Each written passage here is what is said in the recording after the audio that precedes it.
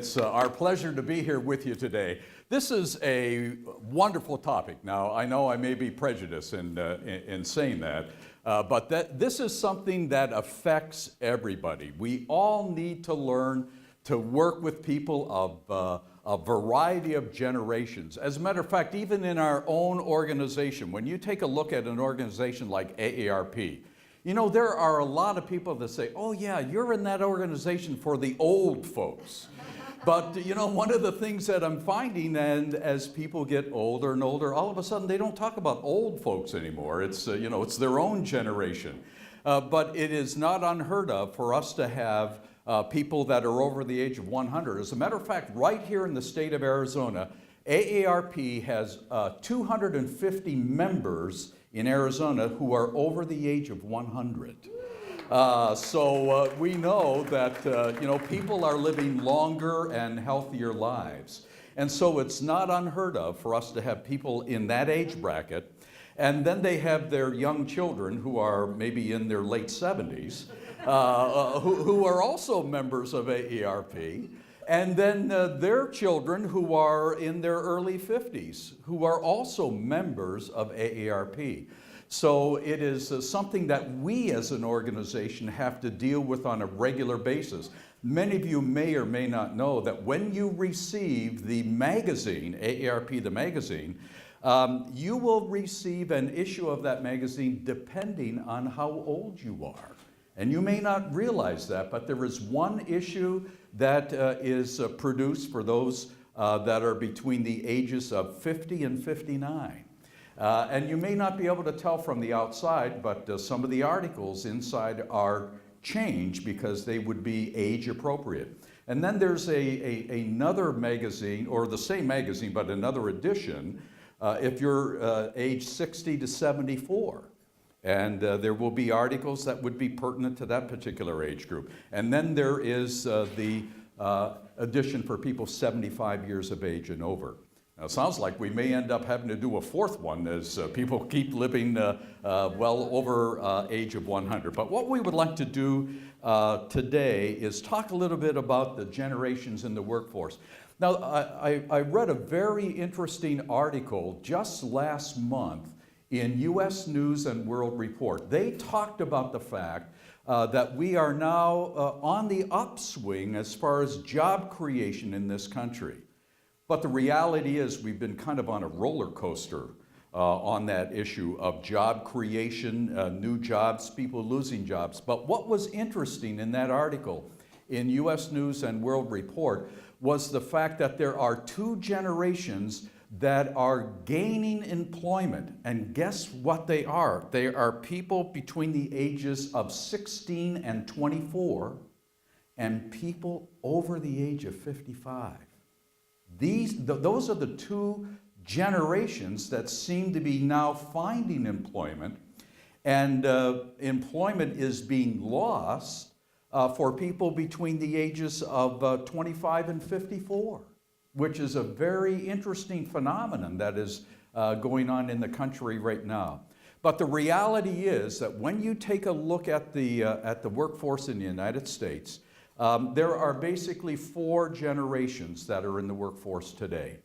Now, let's take a look at what these generations are. The competition for talent is escalating, and of course you'll look at the survey that we have, is the fact that, you know, the cost of replacing experienced workers can range from 150% of annual salaries when costs for recruiting, orienting, and training of new employees are combined. Now, one of the reasons why AARP came up with this statistic and how we found all of this out was the fact that there used to be this attitude that, look, let's get rid of the older workers because they make more money, and then we'll hire younger workers that are right out of college, and you know, that'll do the business good. But the reality is that what companies are finding is the fact that it costs a lot of money not only to do the hiring, but the training. And guess what? What is happening today is that a lot of the younger workers that are coming on board, they are not coming to your company to make a lifetime of employment with your company. They're coming to stay maybe 1, 2, 3 years, and then, as soon as the next competitor offers them a little higher salary, off they go. And then what does that do with the company? They go back to the whole idea of recruitment again, the whole idea of training, and the money just keeps on being spent. Whereas the older worker, and by the way, I think many of you who have heard me talk about this before were somewhat chagrined to know that you may be an older worker. Because the reality is anybody is considered, by the Department of Labor in the United States, you are considered an older worker if you're age 40 or above. So folks, I'm sorry. For those of you, that just had your 40th birthday or whatever, but we are considered the older worker. All right, but let's move forward, because there are a couple of things that I actually want to point out to you with regard to workplace characteristics. First generation we want to talk about is the World War II generation. Now they also have a number of other names. They are sometimes called traditionalists. They are sometimes called builders. They are sometimes called the industrialists or the Depression babies. But who are these people? These are people born in 1945 or before 1945. So this is the World War II generation, and they have some specific characteristics. Look at the assets that they bring to your workforce. They bring experience, they have enhanced knowledge, they're dedicated, they focus, they're stable, they're loyal, and they bring emotional maturity and perseverance. This is the generation that knows what it means to go through hard times and deal with it. This is not a generation of whiners, by the way. This is a generation who, when they face difficulty, they know how to deal with it. And they bring good things to your organization. But just like every other generation, they also have some liabilities. And here's the liabilities that they bring. They are very often reluctant to buck the system. Now, if you're a manager, that may sound good to you.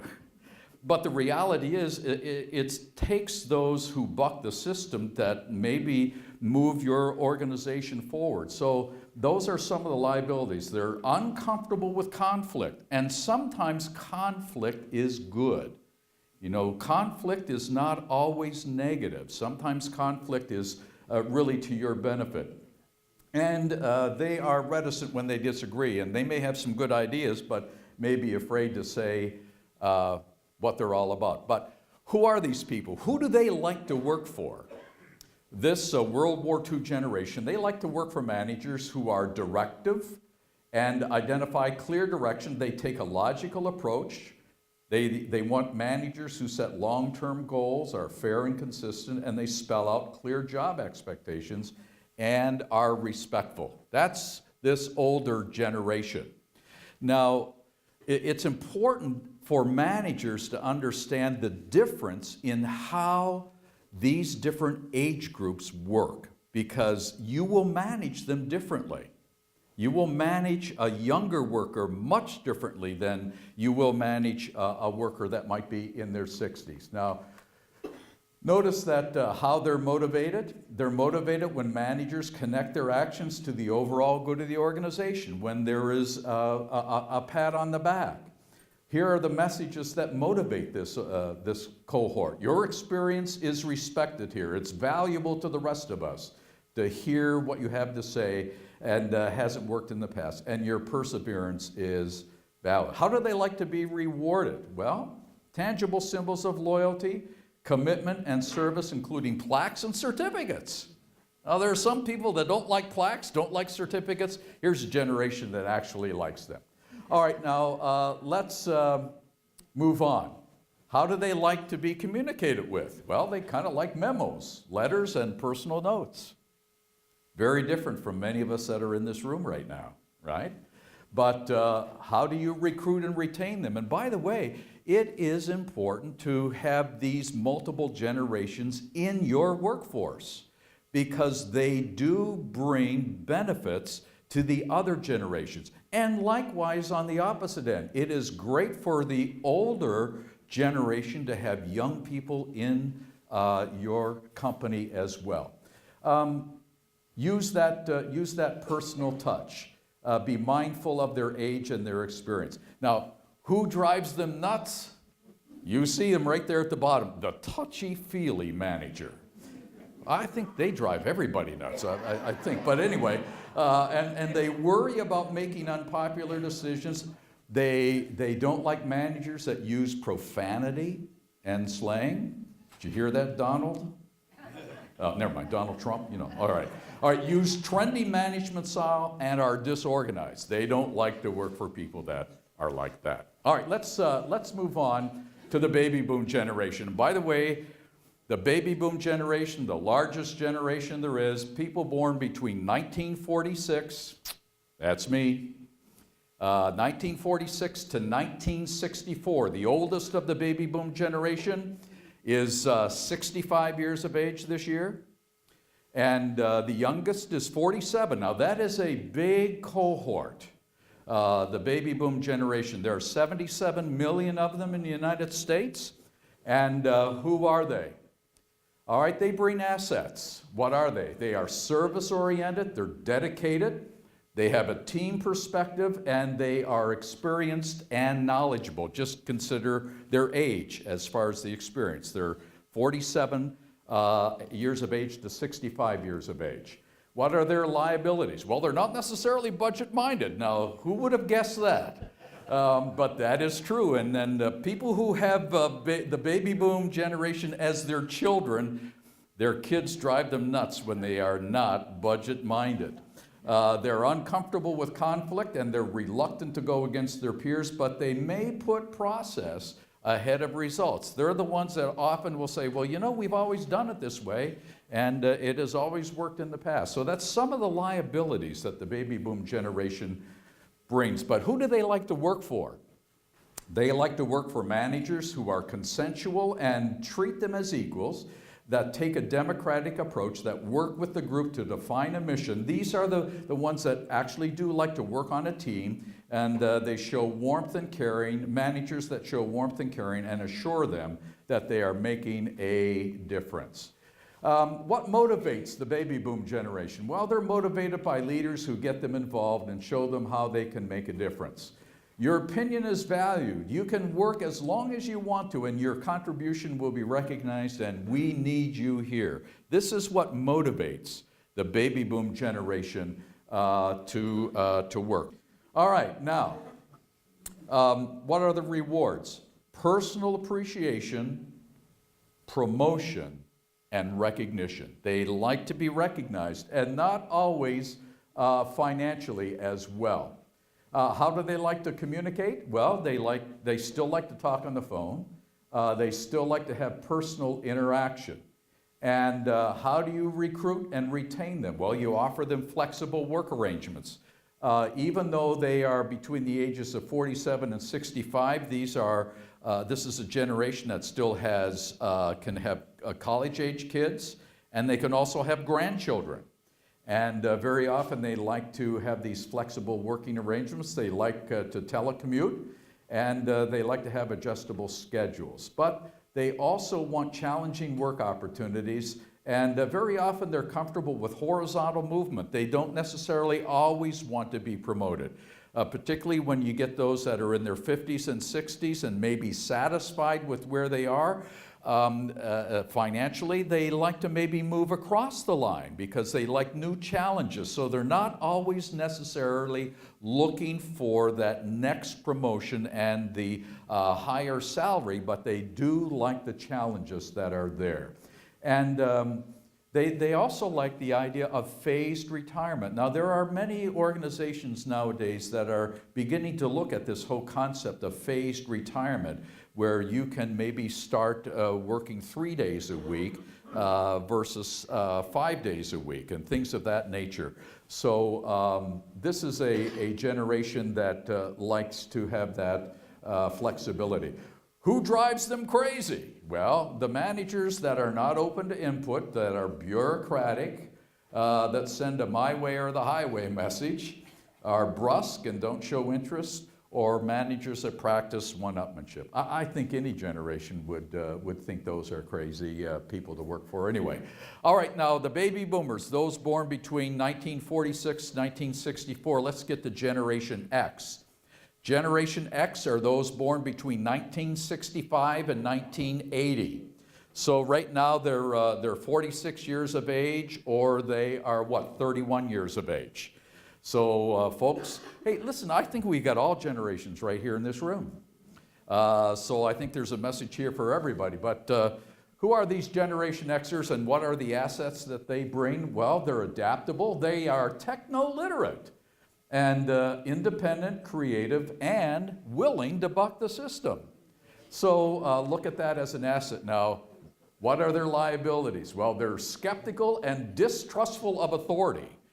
Now, you know, this is the group, you know, you never trust anyone over the age of 30. Well, the thing is, some of these are 31. So I think they're about to change in some of their attitudes. But generally, this is a generation that are very skeptical. Now, who do they like to work for? They want to work for managers who are competent, who are direct and straightforward, genuine, managers that are comfortable giving them a deadline and turning them loose to meet it. I know I like to work for a manager like that, and I'm a baby boomer. So a lot of these things, you know, it is not so cut and dry, because in many cases, you can cross generational lines in the type of people that you like to work for. But they like informality, they like flexibility, and they like to work for managers that are results oriented. What motivates them? Allow them to get the job done on their own schedule. Now that may be unorthodox, but frankly, I actually like to hire people who will get the job done, and as long as they have the freedom to get it done in their own way. Because very often, that is the best type of worker, a person, you let me alone, you give me the deadline maybe, yeah, give me the deadline, but tell me what you want done. And this is what Generation Xers like. What motivates them? Do it your way. We've got the newest hardware and software, all right? So when you're hiring the Generation Xer, let them know of some of the great hardware and software that they're going to enjoy. All right, I think everybody likes this last one. There aren't a lot of rules around here. But of course, the factor here is a lot. You know, it doesn't mean there aren't any rules here, but there are not a lot of rules. And how do they like to be rewarded? Well, they like to have some time off. They like free time. They like upgraded resources, opportunities for development, and they like to see those bottom line results, and actually certifications to add to their resumes. All right, now what does that tell you? If they want certifications to their resumes, it means that they are looking for upward mobility, right? Because they want that attached to their resume. They like to communicate by voicemail and email. Now notice what's happening here. You're beginning to miss the interpersonal interaction because they like voicemail and email. How to recruit and retain them. Show them lots of options for their schedule. Allow them to work autonomously and tap into their adaptability. Give them fast feedback so they can build their skills and improve their resumes. Who drives them crazy? Micromanagers. Actually, I don't know of any generation that likes a micromanager, right? But in this particular generation, it is the micromanager that actually drives them nuts. They don't want managers who don't walk the talk. They don't want managers that are flashy, bureaucratic, or schmooze, and those that spend too much time on process and too little time on results. So this is, those of you that are managing Generation Xers, take warning. All right, now what's the next generation? The next generation is the Millennial Generation. Now, who are these people? Now, the Millennial Generation, they're a very interesting group of individuals. These are people born 1980 on up, all right? Now, what are their assets?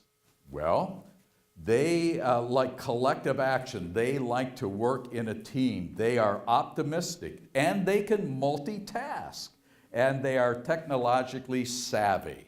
So these are people who are under the age of 31 and people who are in their 20s, and this is what they like, and this is what they bring. Now, what are their liabilities? Well, they need supervision and structure. Guess what? Yeah. And they are inexperienced, and particularly with handling difficult people issues. Now, is there a connection?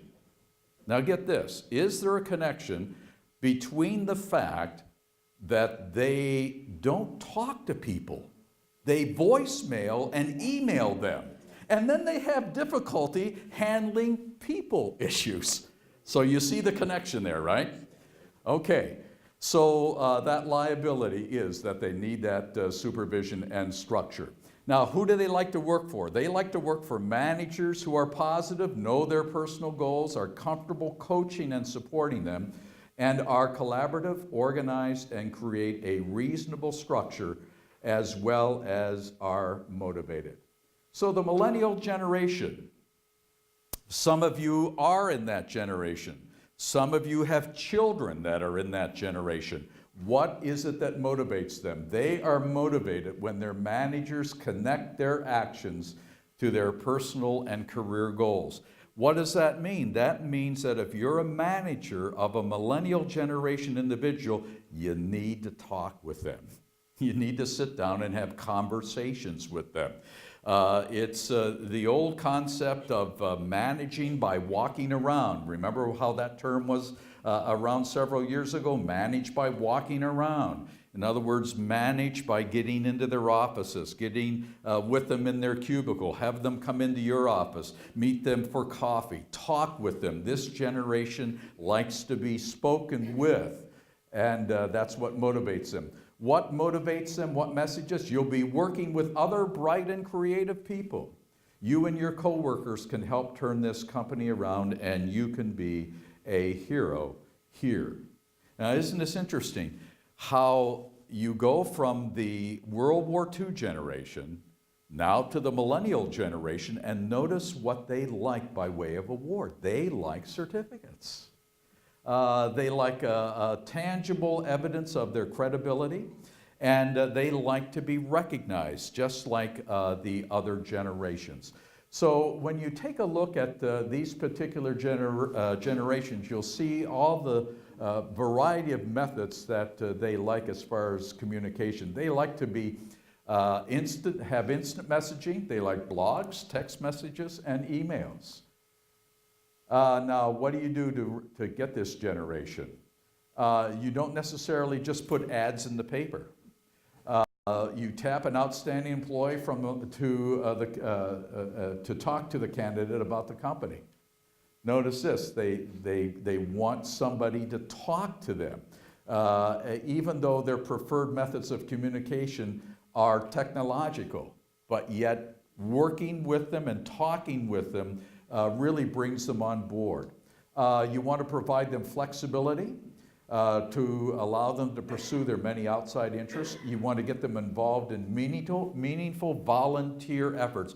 Here, once again, is what goes around comes around, because the World War II generation are great volunteers. I know in our organization, we couldn't function without that generation who volunteer many, many hours.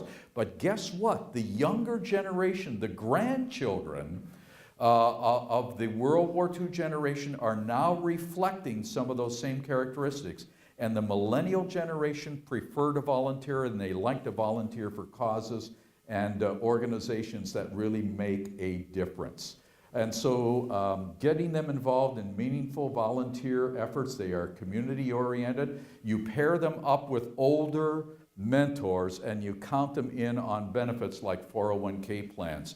Matter of fact, one of the things that we as an organization have been trying to do with business and industry is encourage them to offer 401k plans for their employees and automatically sign up their employees, and if they want to opt out, they can opt out versus have them opt in to 401k. Because here's the generation that really needs to have this kind of a savings plan.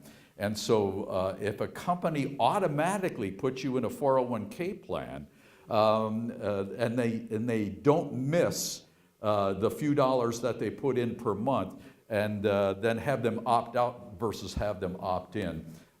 This is, I think, a good plan and a good way of recruiting the millennial generation. Now, who drives the millennials nuts?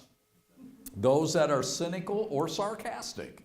Those that treat them like they're too young to be valuable.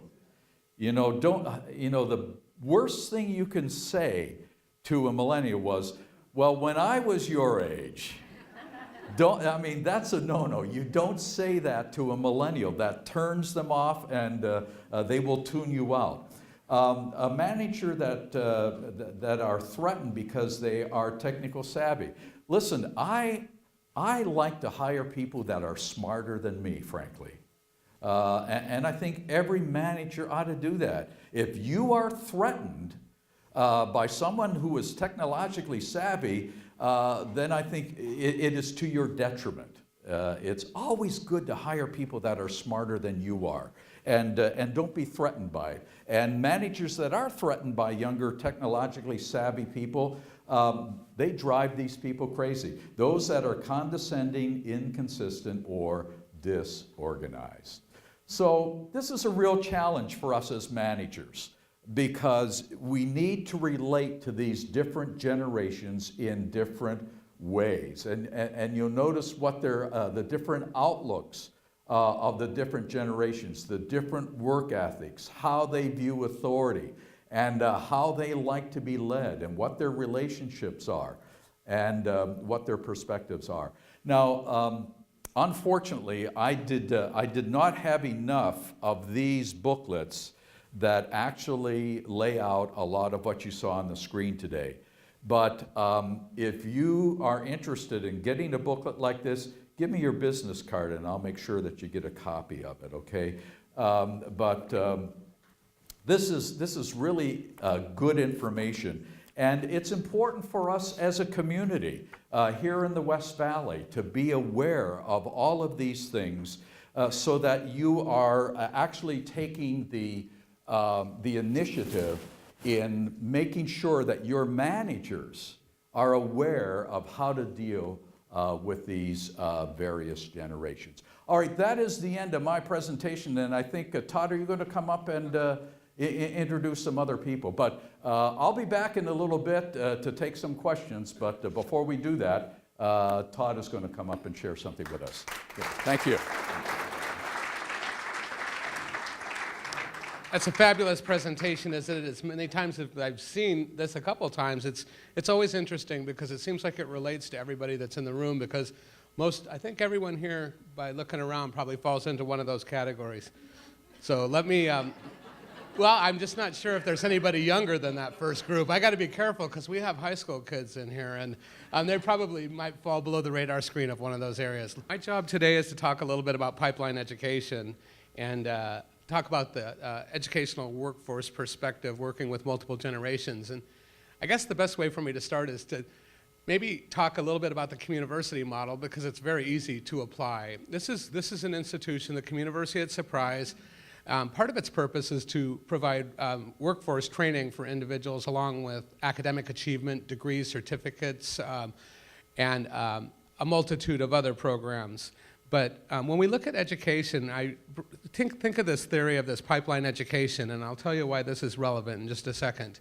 Here at the Communiversity, first of all, in terms of workforce programs, we actually focus on the 6 top educational pathways that feed workforces as is a national trend. And we focus on education, healthcare, information systems, liberal arts, and public safety. So each of these pathways have been declared as national educational pathways that are the most relevant for workforces today. Can anybody guess what the #1 educational pathway in the country is in terms of workforce?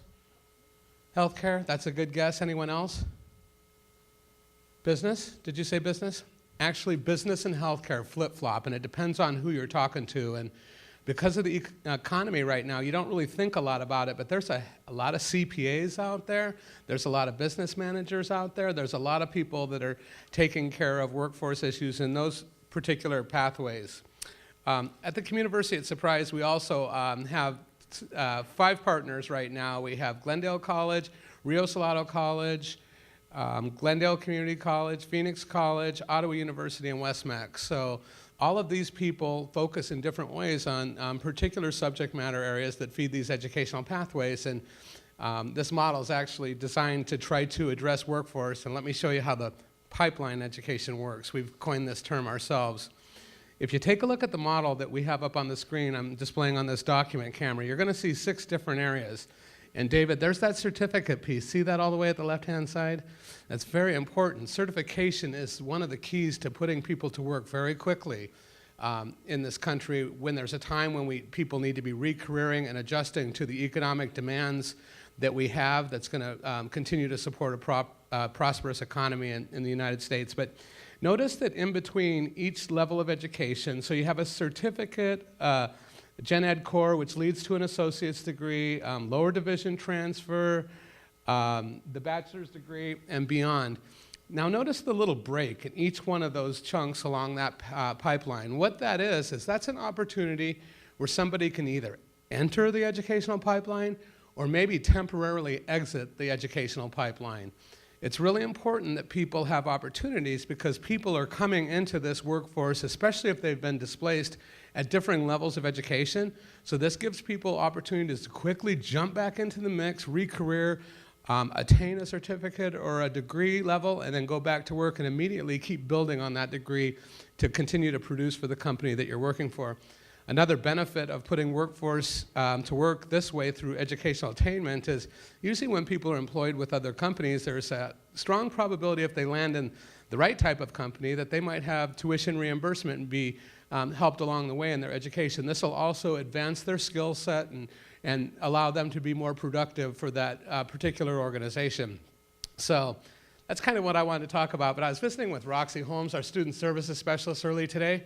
And we pulled down a couple certificates. People are probably like, what are those certificates that are like popular if you're going to maybe re-career?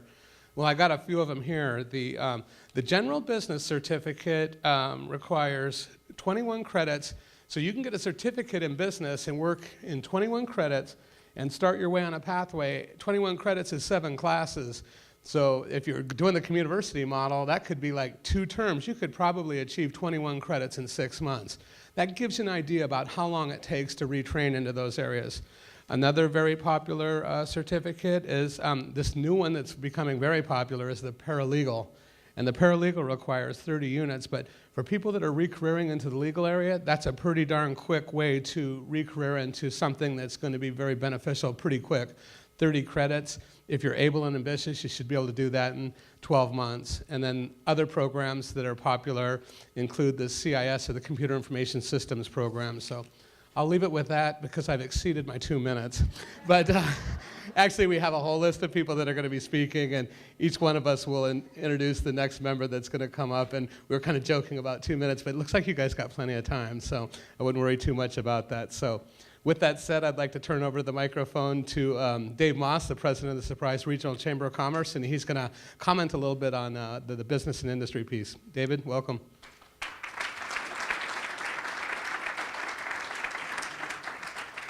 Thank you, Todd.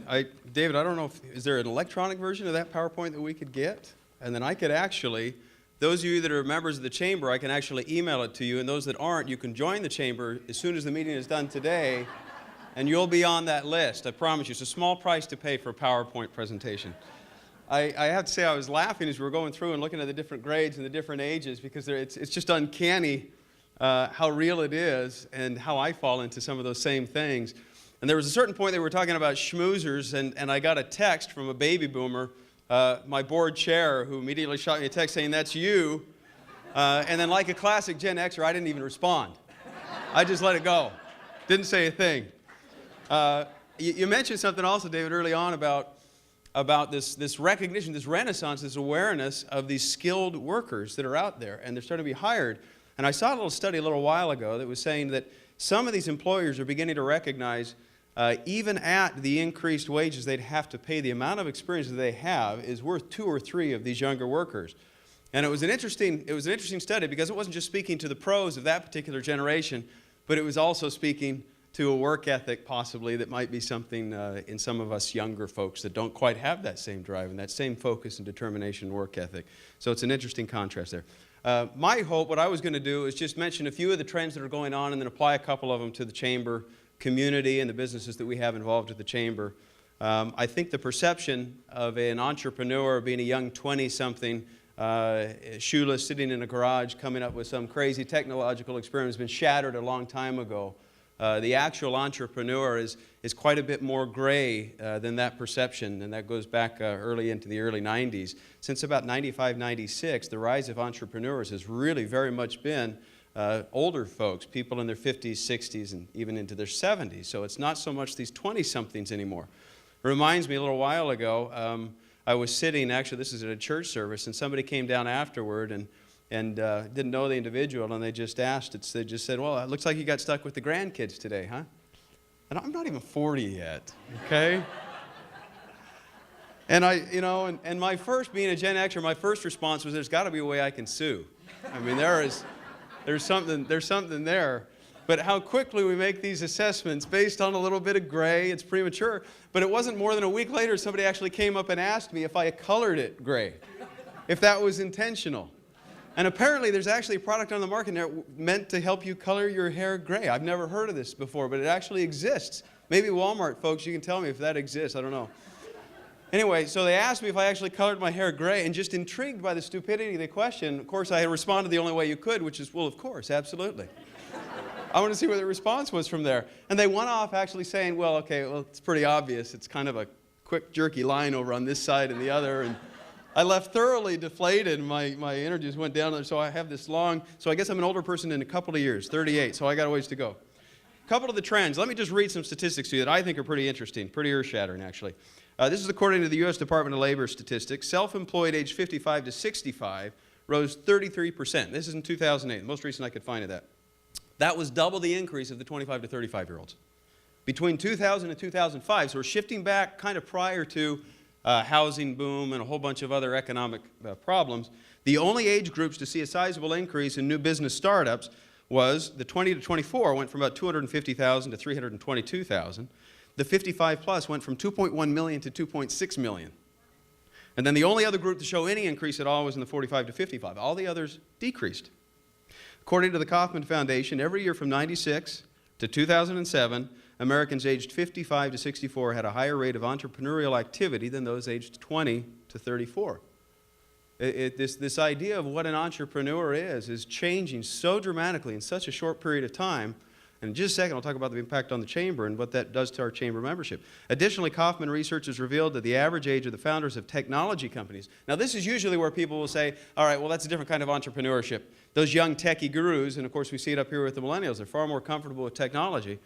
But those that are in the 50-plus age group do not shy away from these things, and they're willing to learn these. And I know that anecdotally and from personal experience with some of the folks that work with us at the Chamber.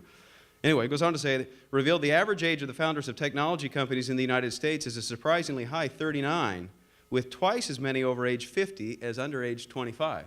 Now, that statistic just blew me away. I mean, I've seen this firsthand on a limited basis, but that's astronomical. That's off the charts. One more statistic, and then I'll come into a couple other things. 2009 Bureau of Labor Statistics data found that the incorporated self-employment rate is 4 times higher among those aged 65 to 69 than among those aged 25 to 34, and a whopping 25 times higher than among those aged 20 to 24. So again, this changing nature of entrepreneurism. And I think back to some of the things that I've been involved with from a chamber as well as a small business development center, and who our typical clients were and what these entrepreneurs, these budding entrepreneurs were. Today's entrepreneurs are becoming entrepreneurs with a wealth of experience and knowledge, and usually with a little bit better funding than somebody that's 20 years old. It's changing the nature of this entirely.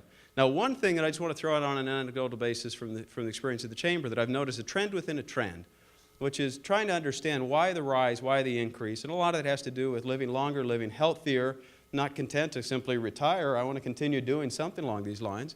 Some of that has to do with the economy and downsizing. And there's still some of that takes place as people say, well, you're a lot more expensive than 2 or 3 of these brand new folks out of college. We'll go ahead and take them. But one of the others is the involuntary entrepreneurism. These are those that are being pushed out for one reason or another, or they're seeing their job become less and less relevant. And they're going out and they're becoming entrepreneurs because they have no other choice in some respects. And these are the ones that are becoming consultants in a lot of ways. And they're becoming very successful consultants because very quickly, some of the trends that we're seeing are the very firms that kind of pushed them out or weren't really interested in them more. After they've experimented with these 20 and 21-year-olds, are now going back out and hiring those who they'd kind of shoved out. Not, again, legally, we don't want to say whatever it was. They left the firm and are coming back as consultants. And they're experiencing a whole second life. And then these folks that are becoming these entrepreneurs then have the flexibility to go and sell those services to several other companies as well. And it's been exciting to see that happen. Some statistics from our own chamber breakdown. I'll come beyond 2. I'll hurry. This is the last stat here. Chamber breakdown of residences. And this in and of itself isn't all that interesting. It might not surprise you. 55% of the chamber's membership businesses are in Surprise. 54%. Sun City, 9%. Then Phoenix, 7.5%, and then Sun City West, 7%. So about 16% of chamber membership is in Sun City West. Now, that's changed dramatically with the growth of Surprise. But what's happened is within those that are joining in Sun City West, that doesn't necessarily mean these are retirees that are living in Sun City West. These are Safeways and the small retail shops and other things like that. But more and more, we're seeing a proportional increase in sole proprietorships within that population. And those are residents. So we're seeing a proportion of those businesses that are based in Sun City and Sun City West, actually residents of Sun City West, and are venturing into this new world of entrepreneurism and self-employment. And that's probably a term a lot of them would be more comfortable with, self-employment rather than entrepreneurism, because in some ways they feel like they're carrying on with their job with just a greater degree of flexibility. We're seeing more and more of those come into the chamber. And I want to just say also on an anecdotal basis here, my experience with chamber employees. We have, as I was looking through the list here, working for us at the chamber, we have folks in their 70s, 60s, 50s, 40s. I'm the only one in their 30s. And I just detest those young punks that have so much technological skill. I refuse to hire them. So we don't have any 20-year-olds. We've got everybody else. And it's interesting to see how those things play out. But, you know, some of these things, and of course, David would be the first to mention, there's some exceptions to these rules. We've got an individual that works with us that fits into the World War II generation who came on as a manufacturing person who had never dealt with a computer or anything else. And this is Robin. This is our tech guru now. If you want to know anything about websites, creating your own website, anything technological oriented, he is in the office and he's there to serve you. And he's this whole second life of learning this new skill set. And it's an unbelievable amount of flexibility. But he does it with such determination, gusto, and loyalty, so many of those other traits, that has turned him into probably just one of the most dreamful types of employers or employees I've ever had working for any organization at all. So it's fun to see both of those work together. All right. Todd, I'm going to go back to you then at this point, right? Okay. Thank you all. Appreciate it. Thanks a lot, David. Okay, our next speaker is Brenda Friedman, and Brenda's the director for Rise Learning for Life. Brenda?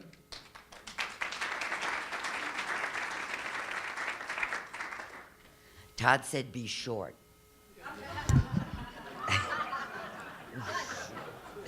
That's it. That's it. Thank you, Todd. If you take a look at Rise's publicity, it's actually kind of dry. And it doesn't tell the whole story of what goes on at Lifelong Learning day after day. With over 1,000 members, we range in age from 50 to 90. It's a true example of how multiple generations work together in a learning environment. Boomers and veterans, and everyone in between, come together in sessions ranging from history to futurism, from religion to metaphysical, from healthier diets to better mental health. You might find someone in their 90s leading a session on their personal World War II experiences, teaching those who are 50 and 60, while down the hall, someone in their 40s is teaching members in their 70s and 80s how to communicate on Facebook. We have seen deep friendships and lots of support networks develop over at Rise through members of all ages. And the most wonderful thing is to see our younger members beginning to drive our older members to class. AARP would like that, I think. and checking on them when they've missed a day. It's not just about keeping the mind active anymore. Sharing our space with GED and ABE students from Rio Salado has resulted in a very unexpected but positive multi-generational experience. Rio students are benefiting from the patience and experience of our older members and are learning that study for its own sake brings rewards far beyond what can be found in the classroom. On the other hand, there's nothing like coming upon one of our members in the hallway being assisted by one of the younger students using their new cell phone. Each generation may bring its own unique flavor and life experience to RISE, but they complement each other in numerous ways. Teaching each generation about the other's histories and challenges will always result in more tolerance, understanding, and cooperation outside of our classroom walls.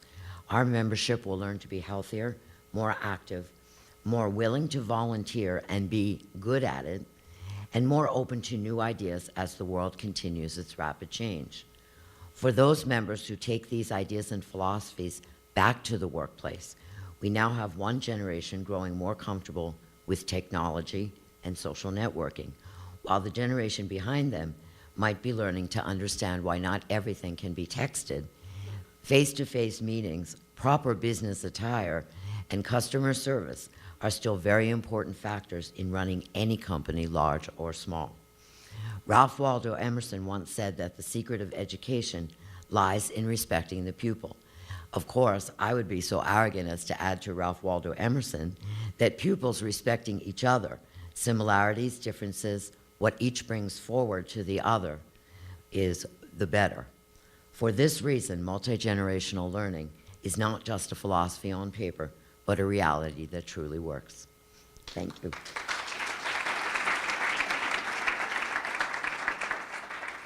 Thank you. All right, our final subject matter expert today is Kathy Connect, and Kathy is the Executive Director of Leadership West, and she's going to bring us the leadership perspective. Kathy?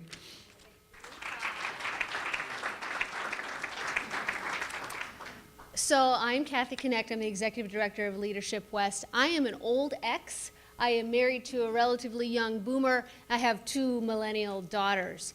So there's always a lot of fun things going on. One of the most interesting things that I remember reading about millennials while I was thinking about this presentation today is to millennials, email is passé. They're beyond that already. They're very beyond that. I want to give this little disclaimer. I used to write articles in the West Valley section of the Republic under my maiden name, Simpson, and the column that I wrote that got the most feedback was my position on age-restricted communities. And I said that they weren't a good thing. And my position was because we lost the opportunity to integrate seniors with children. And so we lost that opportunity for cross-generational experiences and learning. And I got more feedback from that than any. I would say about a quarter of the people said, right on, sister, we agree with you. And the other 3/4 said, you don't know what you're talking about, whippersnapper. So. Well, Leadership West, as you may or may not know, has nearly 400 alumni, and we are incredibly diverse in the types of leaders that we recruit and that we put forth in our communities. These are leaders from government, from education, from healthcare, from nonprofits, from small businesses, from large businesses, from public safety, from health and human services. And just like the West Valley is so diverse generationally, so is Leadership West. We have among our alumni leaders people in their 20s all the way up through their 70s. And there are several Leadership West alumni here today. If you'll raise your hand if you're an alumnus of Leadership West. Or if you're a current class member, that would count in this situation as well. We're so glad to have you all here. So David was talking about the different generations and how the variety of experiences they have. And it truly is that mix of experiences that separates us. I mean, think about people who have been through the Depression versus people who lived through the AIDS crisis versus people who have who lived through 9/11. So all those different experiences come together to create who we are and how we interact with one another. When we bring those generations together, what we need to do to move ahead in our leadership capacities is to be able to respect each other, is to be able to build trust amongst each other. And that's what Leadership West does. We take this diverse group from the different backgrounds, from the different generations, and we put them together in a group of 20 to 25 people, and we ask them to learn from each other. We ask them over the course of a year to cultivate relationships that's going to establish trust and respect. So when these individuals are promoted or elected or appointed to positions of authority and decision-making on all our behalf, that they have those relationships that are going to span the generations and everything else. So I just wanted to say we are currently, we are in the selection process for Class 18. And on that selection committee, we have a 20-year-old and we have a 70-year-old. So we are very tuned in to making that group of individuals that's going to be leading the West Valley in the future very, very diverse. And I will just end with this. One of the people that I talked to about maybe applying to Class 18 was in his, I'm not sure, late 60s to early 70s. And he said to me, you know, Kathy, I don't know if I'm going to apply for Leadership West. Don't you want to leave those positions open to younger people who may be able to serve in their leadership capacity over a longer period of time after you've invested in their professional and personal development? And I said, absolutely not. I said, for one thing, none of us on this planet knows how long we're going to be here, right? You could be 20 and, God forbid, not last very long. Or you could be 70 and live to be 105. We don't know. None of us has that knowledge. But here's the other thing. Regardless of what age we are, we all have the capacity to accomplish great things, even in one day. It can be one act of kindness or one act of courage done by anybody at any age that can change the world forever.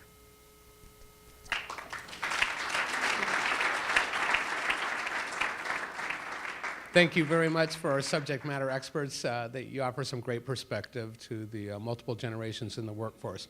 At this point in the program, I'd like to invite David Mitchell back up to kind of facilitate a crowd discussion, and we'd like to gather some feedback from the audience.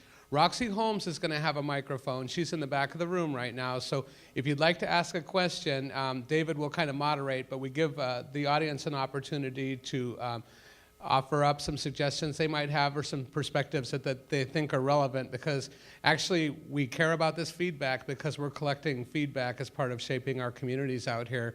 And so it's really important that you speak up to the point and provide us your perspective. So David? All right, thank you, Todd. One of the things that we enjoy about having meetings like this is that we have great perspective in the sense that we have the Surprise Regional Chamber of Commerce here, we have Leadership West here, we have the City of Surprise here, we have AARP here, and all of us bring a variety of experiences. So if you have a question or a comment about this issue, just raise your hand. Roxy will get to you with a microphone because we would like to make sure that your question or comment is recorded. Is there anybody that has anything that they want to comment? All right, in the back of the room there, Roxy. Hi, my name is Donna Davis. I'm with Expect More, Arizona. Hi, David. How are you? Actually, my question is for David, the chamber guy. And when you were talking about entrepreneurism, Chamber guy.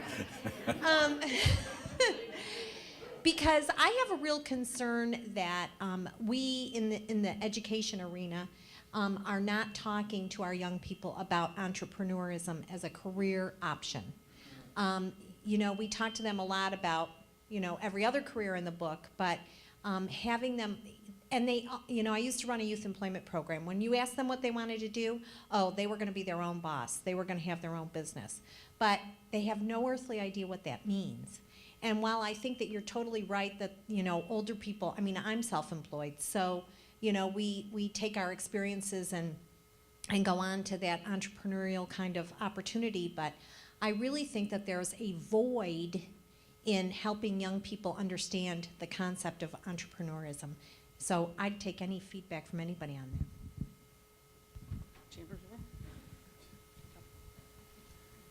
Chamber guy, I like that. License plates changing tomorrow. You know, I think you put your finger on something which is pretty significant. These small business development centers and SCORE, and there's so many of these organizations that are out there to help cultivate it.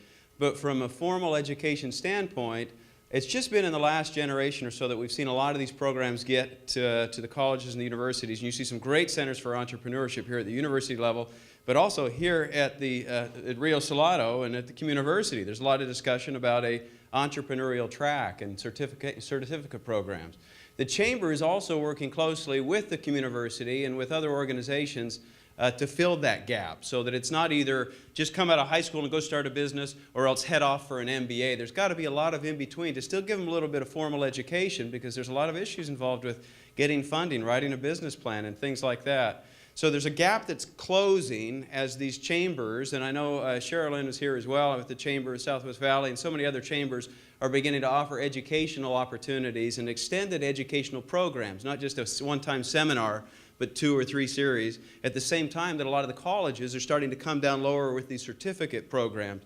So there is a gap that's gradually vanishing and disappearing because of exactly the point that you bring up. And at the Chamber, we're hoping to play a role in that with some of our, we've got Next Level coming out that starts this fall. We've got a Customer Service Institute that we're working closely with Todd on, and so many other things. But you put your finger on a real problem, but I think there are people moving in the right direction on it.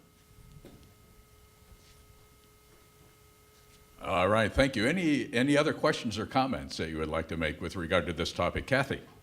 I can speak to that a little bit. I also, one of my other hats is I'm on the Peoria Unified School District Governing Board, and we're very fortunate to have partnerships with WestMec and have career and technical education with our schools.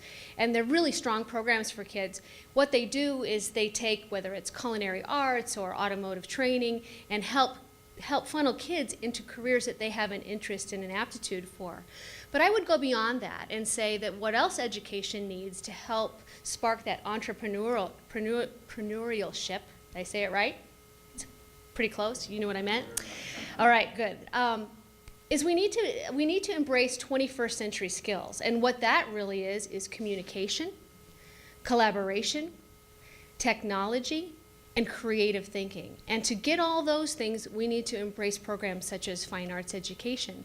And there are certainly many, many opportunities to tap into the wealth of experience and knowledge in our older generations to come in and offer their experience. Junior Achievement is a good program that is underutilized, I believe, within our school districts, where people who have business experience can come in and share their knowledge with younger people. And we should embrace those kind of cost-effective things that really benefit students at every opportunity.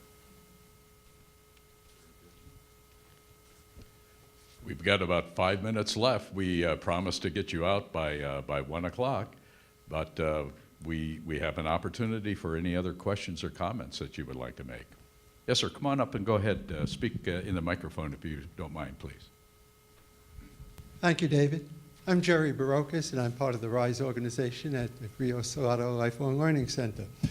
We've heard a lot about multi-generations, and as a senior, an older senior at that,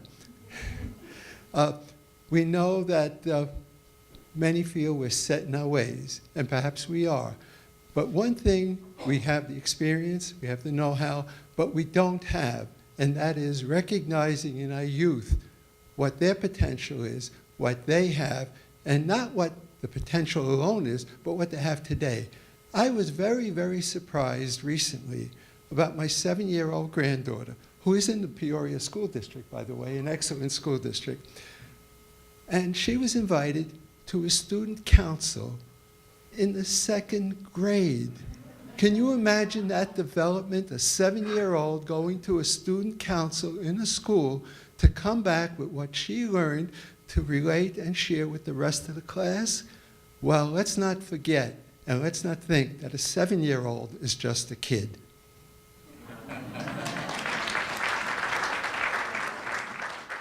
Excellent point. Any other comments or questions? Yes, sir. I'd like to piggyback on that, because it seems to me that although we say that children should have a childhood, there's a lot of pressures put on them at an early age. but at what point do we really teach them to start thinking about being adults before the age of 18? You graduated, now you're an adult.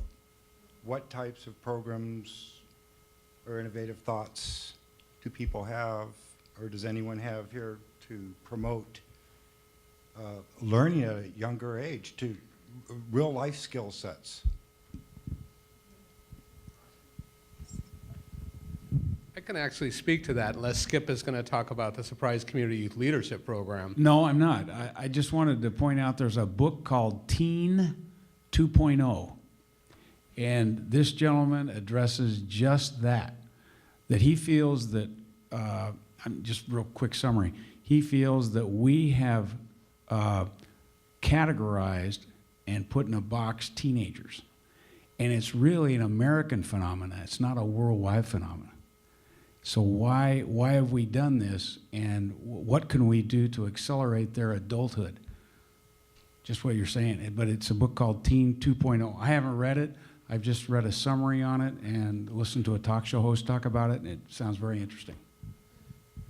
A couple other points that are actually happening in this very community is that we've learned over the last few years as educators that threshold's coming down for when we're going to start to have some type of an impact for leadership and at least higher education for younger students. We've been working with the mayor on an initiative where we're going deeper into the school districts, down into the elementary level, to start to inform them and bring them into civic complexes like this, walk them into a communiversity so they're not afraid of it when they get there. And you know, by experimenting with our WestMec, having them involved in this college system, one of my questions when we were first designing this place is, how young of a student can you integrate with an adult working population that's seeking an education? The answer, it depends. It depends on the individual, because it really does. Because we're thinking, wow, how far into that group do we go, and we bring them in and integrate them with the older populations? So far, so good. And what we know is, at least from 10th grade up, seems to be working right now. Learning at a younger age out in this community, the Surprise Community Youth Leadership Program focuses on taking young individuals still in high school and training them on community initiatives and preparing them actually for Leadership West and more, but working with them in that way. And in regards to taking it down and teaching about entrepreneurism, we've actually developed a youth entrepreneur hatchery that hasn't taken, it hasn't gotten traction yet, but we're looking way into the high schools for the entrepreneurs and to connect them through signature programs at the high school level out here, and then plugging them right into the businesses. I've already hired 2 people from the Surprise Community Youth Leadership Programs, and they work for me, and they're in that the lower echelon group of our generations today. So I can personally say that I have a bunch of employees in every single one of those categories, and it actually works out very, very well. All right, thank you very much. No, I don't see any hands up, and it's just about right on the button at 1 o'clock. But I just want to clarify something for you. A lot of you have heard, of course, about the fact that the United States captured Osama bin Laden. And, you know, the CIA is taking credit for it. I just want you to know that when he turned 50, AARP found him. But, and we just kind of passed the word along. All right, folks, thank you so much for being here today. Have a good day.